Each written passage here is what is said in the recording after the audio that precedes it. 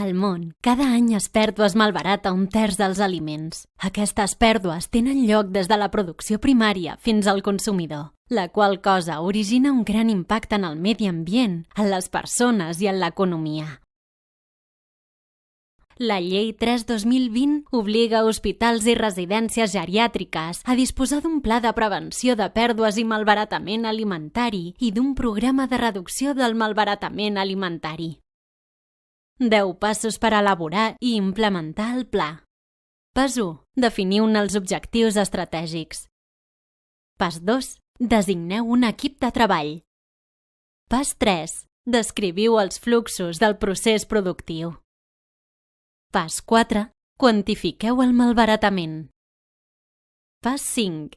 Identifiqueu-ne les causes. Pas 6. Definiu les mesures de prevenció i reducció. Pas 7. Formeu el personal. Pas 8. Desenvolupeu un sistema de seguiment, documentació i registre.